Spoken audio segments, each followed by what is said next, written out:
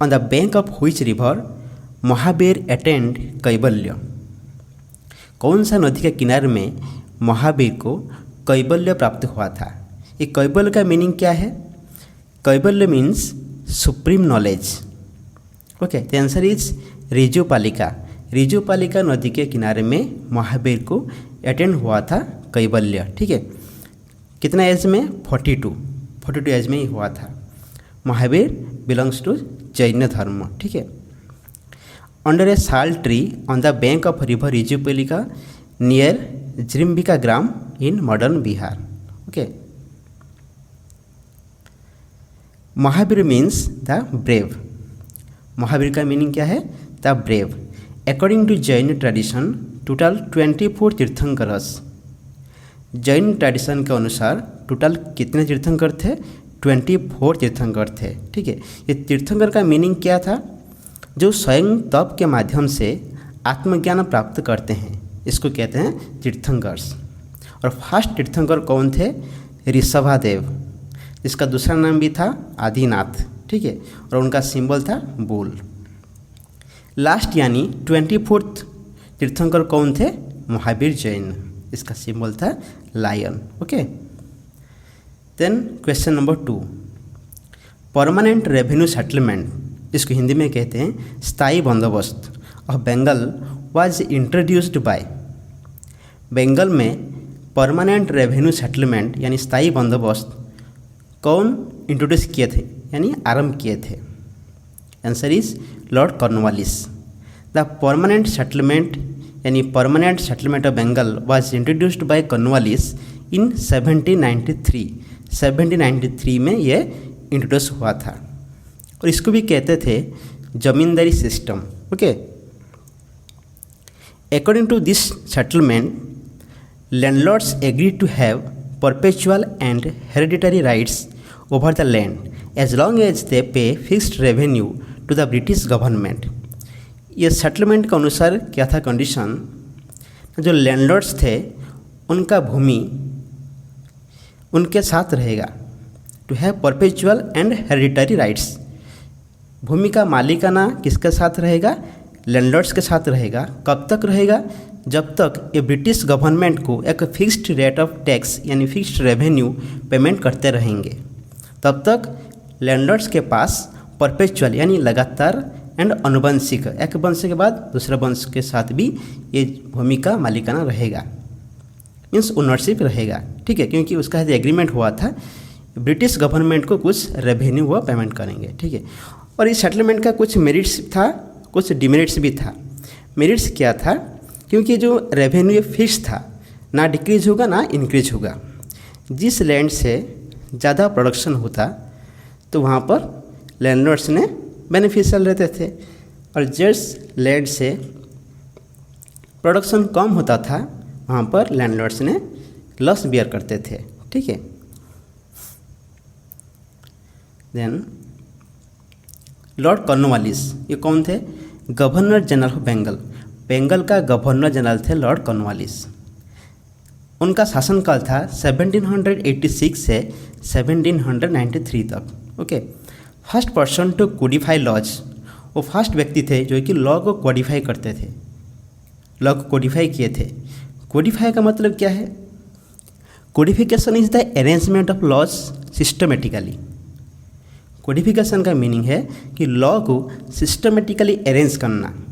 ठीक है, the code separated the revenue administration from the administration of justice. ये जो कोडिफिकेशन हुआ था उसमें क्या हुआ था? रेवेन्यू एडमिनिस्ट्रेशन को एडमिनिस्ट्रेशन ऑफ जस्टिस से अलग किया गया था।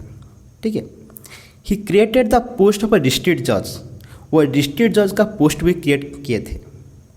ही is called the father of civil service in India, उनको भी इंडिया का फादर ऑफ सिविल सर्विस कहते थे।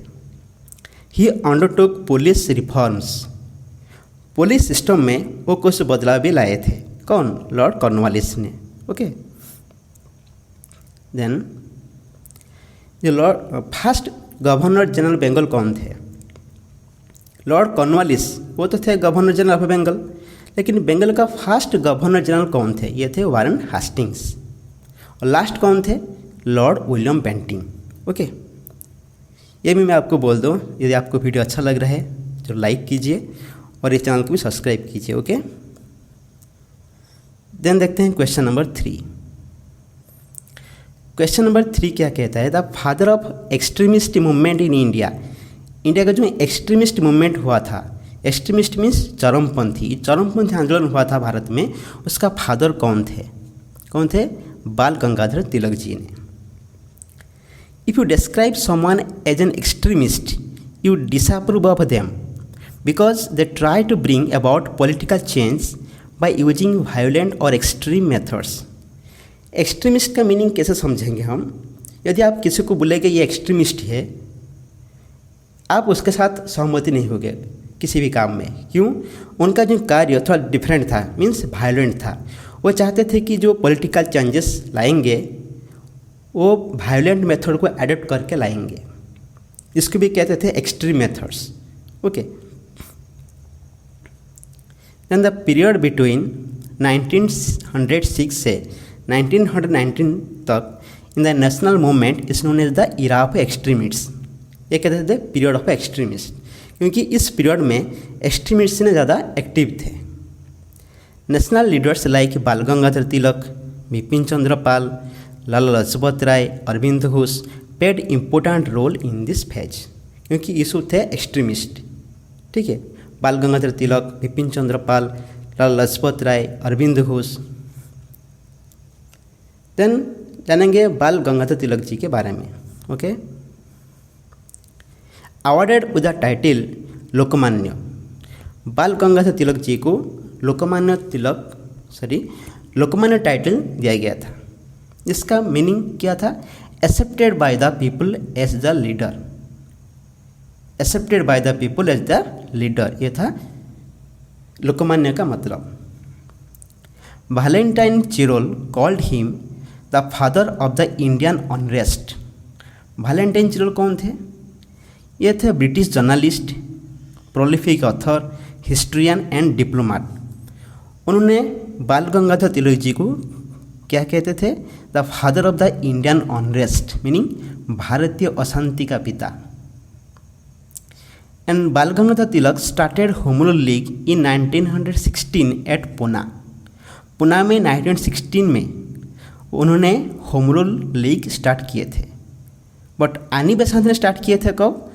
वो भी 1916 में किए थे, बट कहाँ किए थे? आद्यार में। कहाँ पर? ये मद्रास में। ठीक है, then Bal Gangadhar Tilak ji demanded swaraj and gave the slogan swaraj is my birth right and I shall have it. उन्होंने जो स्लोगन दिए थे वो क्या थे कि swaraj is my birth right and I shall have it. Swaraj ये मेरा जन्मसिद्ध अधिकार है, वो मैं उसको हासिल करके ही रहूँगा। ठीक है, and he launched 2 newspapers, the Kesari, the Maratha. जो केसरी ये मराठी लैंग्वेज में लिखा गया था, लॉन्च हुआ था, बट द मराठा ये था इंग्लिश लैंग्वेज में। ठीक है, और उन्होंने 2 बुक्स भी लिखे थे। एक था the Arctic home of Vedas and दूसरा था Gita Rahasya. Okay, then question number 4, the last Mauryan ruler was killed by his commander in chief। Commander in chief means सेनापति। लास्ट मौर्यन रूलर कौन था जिसको उसका सेनापति ने मार दिया था? कौन था ये था बृहद्रथ। ठीक है, और उसका सेनापति कौन था? पुष्यमित्र शुंग। पुष्यमित्र शुंग ने क्या किया? बृहद्रथ को मार दिया था। कब? इन 185 BC। ठीक है, Brihadratha was killed by his senapati Pushyamitra Shunga. Pushyamitra Shunga founded the Shunga dynasty in around 185-183 BC। Shunga dynasty कौन फाउंडेड किया था? पुष्यमित्र शुंग ने। ठीक है, then founder of Maurya dynasty. Maurya dynasty का फाउंडर कौन था? चंद्रगुप्त मौर्य जी। कब फाउंड किए थे? 322 BC में। ठीक है, और उनका कैपिटल था पाटलिपुत्र में, जो अभी पटना बिहार में है। ये आपको पता है ही dethroned the last Nanda ruler Dhanananda and occupied Pataliputra in 322 BC। Chandragupta Maurya ने नंद वंश का जो लास्ट रूलर था धनानंद, उसको डिथ्रोन किया था, सिंहासन में हटा के पाटलिपुत्र ऑक्युपाई किया था।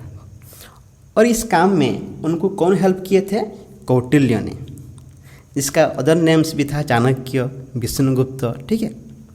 और चंद्रगुप्त मौर्य का बेटा का नाम था बिंदुसार और उसका बेटा का नाम था Ashok, right. Then question number 5, which sultan brought the Ashokan pillar to Delhi? कौन सुल्तान था जो कि अशोकन पिलर को दिल्ली लाया था? कौन था वो था फिरोज शाह तुगलक। इसका शासनकाल था 1351 से 1388 AD तक। वो 2 अशोकन पिलर लाया था, वन फ्रॉम तोपरा हरियाणा, एक तोपरा हरियाणा से लाया था और दूसरा लाया था फ्रॉम मीरठ यूपी से। एंड उसका कैपिटल बिल्ट कहाँ किया था? फिरोजाबाद में, ठीक है। Then question number 6, who build the Ibadat Khana? Ibadat Khana का मतलब क्या है? Hall of prayers at Fatehpur Sikri. Fatehpur Sikri में कौन इबादत खाना बिल्ड किए थे? वो किए थे अकबर ने, ठीक है। और अकबर का शासनकाल था 1556 से 1605 तक। और इबादत खाना ये जो बिल्ड किया गया था, क्यों किया गया था? टू डिस्कस रिलीजियस मैटर्स, ठीक है, धार्मिक मैटर्स को डिस्कस करने के लिए ये बिल्ड किया गया था। Then first battle of Panipat कब हुआ था? आपको पता है 1526 AD में। किस किस के बीच में हुआ था? बाबर एंड इब्राहिम लोधी के बीच में हुआ था। और इसमें बाबर ने इब्राहिम लोधी को डिफीट कर दिया था। और इब्राहिम लोधी इस युद्ध में, Ibrahim Lodhi was killed in the battle, means Ibrahim Lodhi को हत्या की गया था इस बैटल में, ठीक है। Then second battle of Panipat ये कब हुआ था? ये हुआ था 1556 से 1556 में हुआ था सेकेंड बैटल ऑफ पानीपत, ठीक है। Between Bairam Khan and Hemu, Bairam Khan and Hemu के बीच में हुआ था सेकेंड बैटल ऑफ पानीपत। कब? 1556 में, ओके। इस युद्ध में बैराम खान डिफीटेड हेमू, बैराम खान ने हेमू को डिफीट किया था। बैराम खान कौन था? The regent of Akbar. Regent का मतलब क्या? राजा प्रतिनिधि, ठीक है। बैराम खान था अकबर का राज प्रतिनिधि। हेमू कौन था? The prime minister of Mohammad Shah Adil of Bengal. Bengal में जो था मोहम्मद शाह आदिल, उसका प्राइम मिनिस्टर था हेमू। और हेमू को भी कहा जाता था the last Hindu king of Delhi. Delhi का लास्ट हिंदू किंग कौन था? Hemu. Then question number 7, who presided over the Surat session of Indian National Congress in 1907? Indian National Congress यानी INC का सूरत सेशन का कहाँ हुआ था? कब हुआ था? 1907 में हुआ था सूरत में, ठीक है। क्वेश्चन ये पूछ रहा है कि उस सेशन में प्रेसिडेंट कौन थे? आंसर कौन? रास बिहारी घोष। रास बिहारी घोष ने प्रेसिडेंट थे, ठीक है। In this session the Congress was divided into 2 wings. इस सेशन में क्या हुआ था? कांग्रेस डिवाइड हो गया 2 ग्रुप्स में। वन हो गया मॉडरेट्स, सेकंड हो गया एक्सट्रीमिस्ट। मॉडरेट्स मीन्स नरमपंथी, एक्सट्रीमिस्ट मीन्स चरमपंथी, ठीक है। चरमपंथी means who adopted the violent method, ठीक है। Extremist were led by Lal Bal Pal. जो एक्सट्रीमिस्ट थे उनको लीडिंग कौन करते थे? लाल बाल पाल। लाल बाल पाल means Lala Lajpat Rai, Bal Gangadhar Tilak and Bipin Chandra Pal, okay. Moderates were led by GK Gokhale यानी गोपाल कृष्ण गोखले। जो मॉडरेट्स थे उनका लीडर कौन थे? गोपाल कृष्ण गोखले। आपको पता है गोपाल कृष्ण गोखले थे गांधी जी का पॉलिटिकल गुरु, ओके। एंड ये स्प्लिट क्यों हुआ था? INC में जो कांग्रेस स्प्लिट हुआ था, क्यों हुआ था split? Because controversy rose over the elected president, okay. इस सेशन में सूरत सेशन में प्रेसिडेंट कौन होगा उसके लिए एक कंट्रोवर्सी यानी विवाद क्रिएट हुआ, ओके। इसलिए ये कांग्रेस क्या हुआ? स्प्लिट हो गया। देन आपको याद है फर्स्ट सेशन आईएनसी का फर्स्ट सेशन कब हुआ था? ये हुआ था 1885 में। कहाँ हुआ था? बॉम्बे में हुआ था। और उसका वेन्यू कहाँ था? एट गोकुलदास तेजपाल संस्कृत कॉलेज, और उनका प्रेसिडेंट था WC Banerjee. Okay, then question number 8,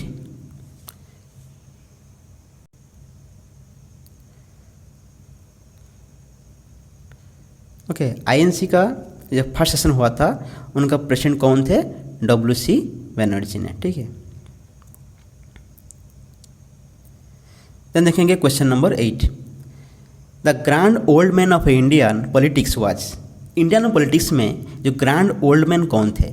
ये थे दादा भाई नारोजी ने। ठीक है, और दादा भाई नारोजी को भी कहते थे on official ambassador of India. Then Dadabhai Naoroji is known as mentor और adviser of both Gopal Krishna Gokhale and Mahatma Gandhi. Dadabhai Naoroji थे मेंटर यानी एडवाइजर, जो परामर्शदाता थे। किसका? गोपाल कृष्ण गोखले एंड महात्मा गांधी जी का। ये दोनों का मेंटर थे यानी एडवाइजर थे दादा भाई नारोजी ने। और उनका बुक था poverty and on British rule in India.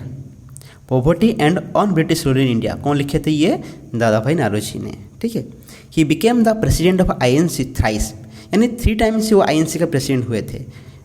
एक बार हुए थे 1886 में, देन 1893 में, देन 1906 में। Okay, then question number 9, the Ghadar party was founded at San Francisco USA by. Ghadar party ये नवंबर 1913 में स्थापन किया गया था यानी फाउंडेड किया गया था। कहाँ पर? एट सैन फ्रांसिस्को USA में। ठीक है, और किसके द्वारा हुआ था? ये हुआ था लाला हरदयाल। लाला हरदयाल ने फाउंड किए थे गदर पार्टी। ठीक है, और उनके साथ कौन थे? Taraknath Das and Sohan Singh Bhakna. In 1913 Pacific Coast Hindustan association was founded by Lala Hardayal with Sohan Singh Bhakna as its president which was called Ghadar party. क्या हुआ? 1913 में पैसिफिक कोस्ट हिंदुस्तान एसोसिएशन, ठीक है, ये फाउंडेड किया गया था किसके द्वारा? लाला हरदयाल जी के द्वारा, जिसका बाद में ये नाम हो गया गदर पार्टी। यानी गदर पार्टी का पूर्व नाम क्या था? Pacific Coast Hindustan Association. ठीक है, और उसका प्रेसिडेंट कौन थे? Sohan Singh Bhakna. Then question number 10, the Great Bath of Indus Valley Civilization is found at। The Great Bath of Indus Valley Civilization, Indus Valley Civilization का जो ग्रेट बाथ यानी बृहद स्नानागार, ये कहाँ पर मिला था? ये मिला था मोहनजोदारो में। ठीक है, believe to have been used for ritual bathing. Ritual means धार्मिक क्रिया, रिचुअल बैदिंग मीन्स धार्मिक स्नान। ये माना जाता है कि जो मोहनजोदारो में ग्रेट बाथ मिला था उसका यूज क्या हुआ था? धार्मिक स्नान के लिए उन्होंने वो यूज करते थे। ठीक है, Mohenjodaro meaning mound of the dead man. Mohenjodaro का मीनिंग क्या था? Mound of the dead man. It is an archaeological site in the province of Sindh, Pakistan. Pakistan में सिंध प्रोविंस में यह एक आर्कियोलॉजिकल साइट है। कौन? ये मोहनजोदारो। ठीक है, okay friends, if you like this video, please do like, share, comment and don't forget to subscribe this channel as well as press the bell icon for new videos. Okay, thank you very much for watching this video.